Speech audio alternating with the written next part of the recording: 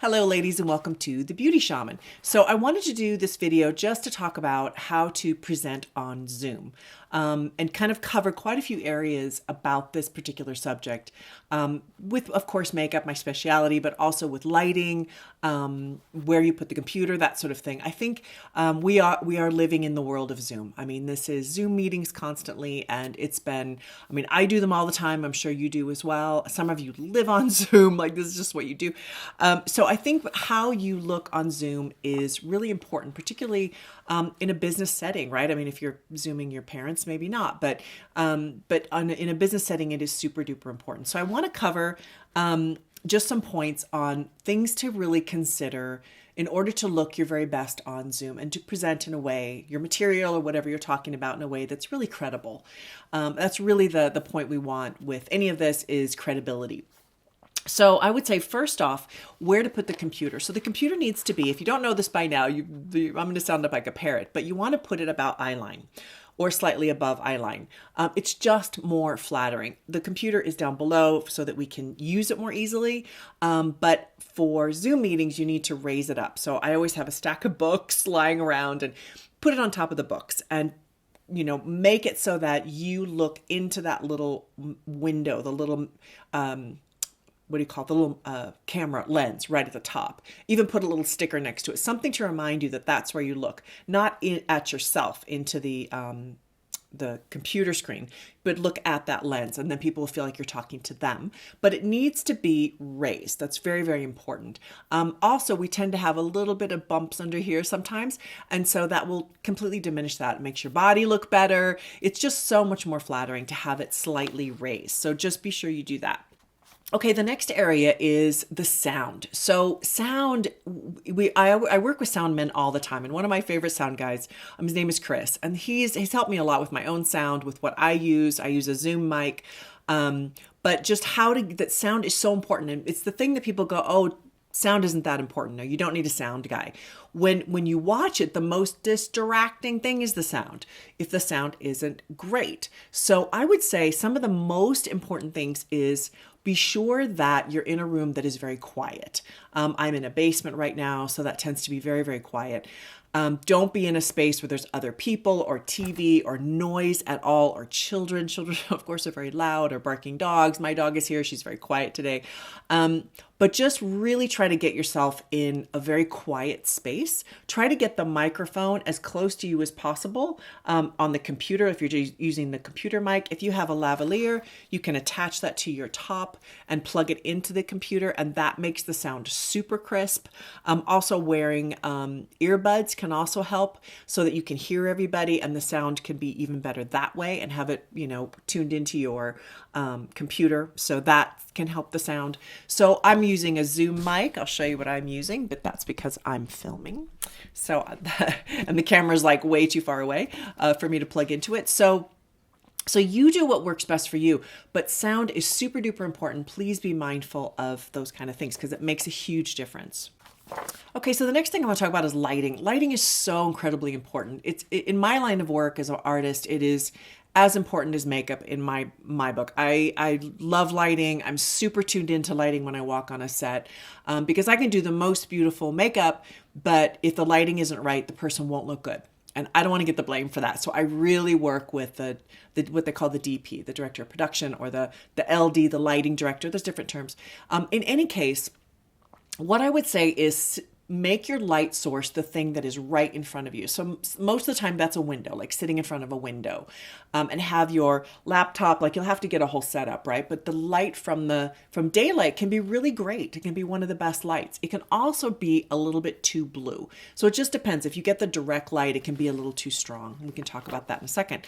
The other thing I would watch out for is your background. So you want to have a little bit of depth of field. So I've probably got like 4 feet between me and my back wall. It's not really a wall, actually. It's a drop piece of paper.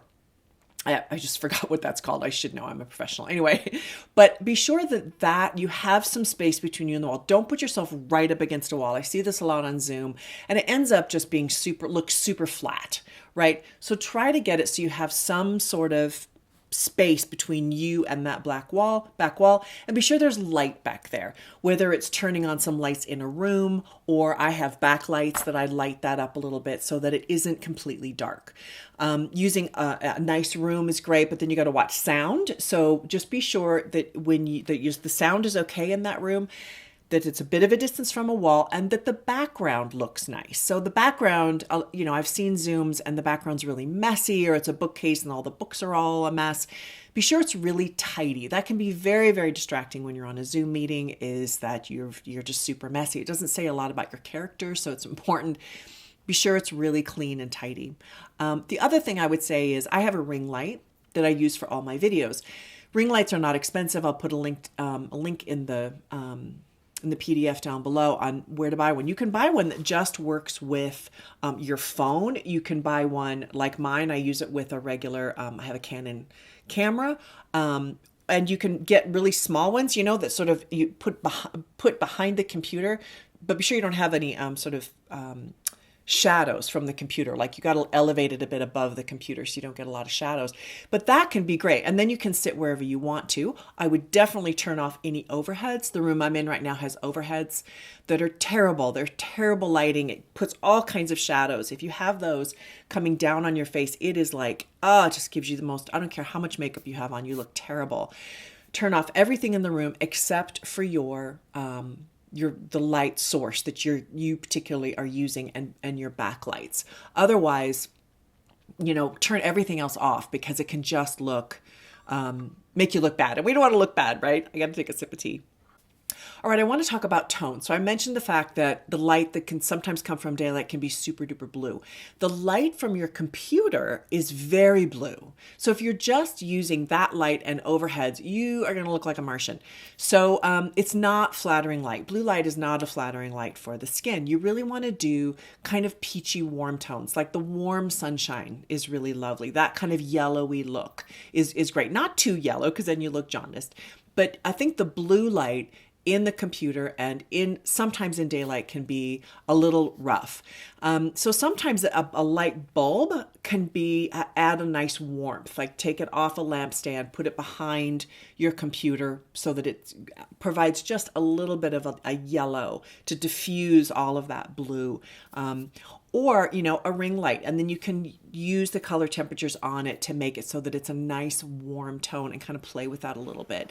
Skin looks better when it's kind of a peachy warm tone. It just does. So daylight is 4,500 Kelvin, just kind of as a monitor, a center point. I have another tutorial here on how to set up a home studio, where Ruben talks a lot about Kelvin and what settings you need to have on a ring light. So be sure to watch that if you have more questions on using a ring light. Sometimes ring lights just have off and on, and then you can do greater or lesser, but sometimes they have more controls. So I want you to feel really empowered and educated with using these kinds of products. So be sure to tune into that other video, or you can email Ruben directly if you have specific questions.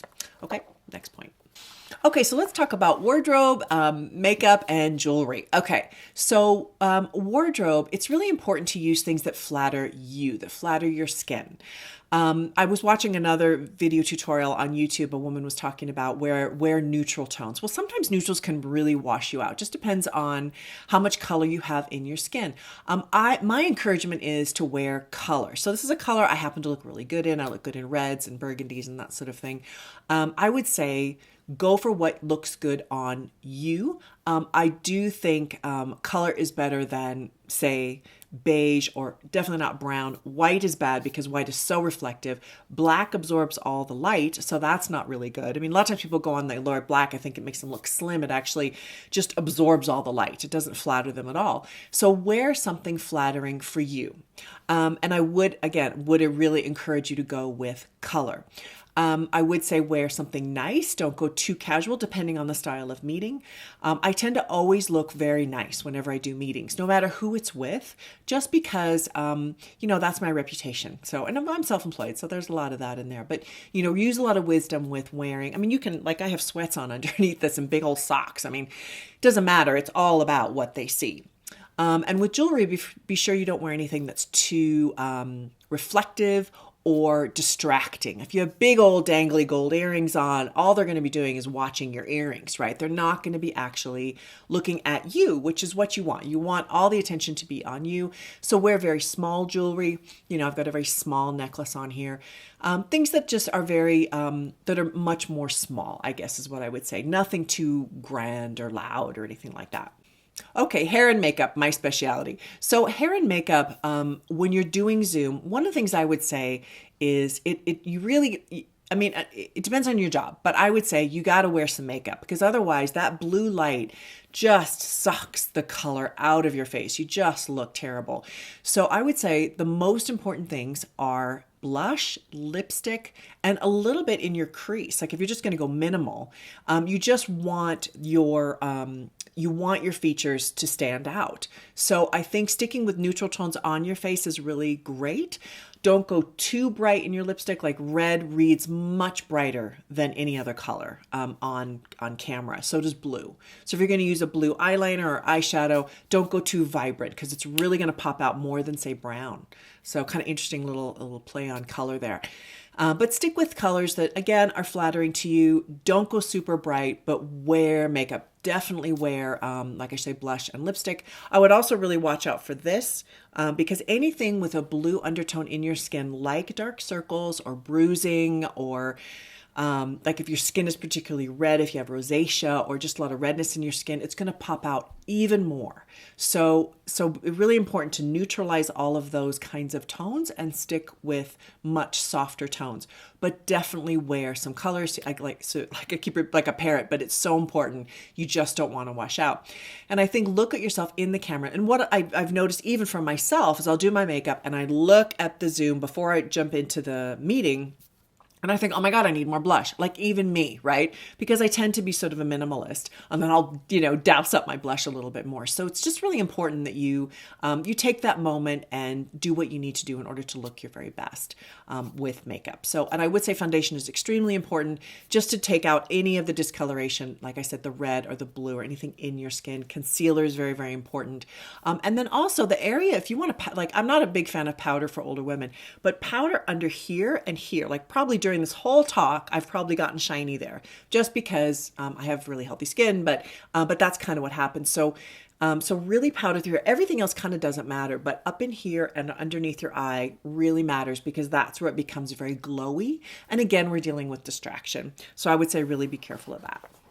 Okay, last word on this, and that is that direct light, whatever you're dealing with, whether it's daylight or a ring light, tends to flatten you out. So it's important to have, use a little bit of contour or bronzer underneath your cheekbone in order, and maybe a little bit on your forehead, just to add some dimension to your face. If you just do sort of blush, lipstick, and mascara, you can tend to look a little flat. That's just kind of what happens. So give yourself some depth of field, several feet away from your background. Add a little bit of contour with your blush, and that'll help from that flattened out look taking over your face, I guess. Okay, so that's it. That's my take on Zoom meetings. I hope this has been helpful. I hope you can take all of this and really put it to use. I want you to look great. I want you to be great. I want you to go out and just take the world by storm with everything that you're doing. I send you love, and I really hope this has been helpful. Thank you so much for watching, and enjoy the rest of the videos.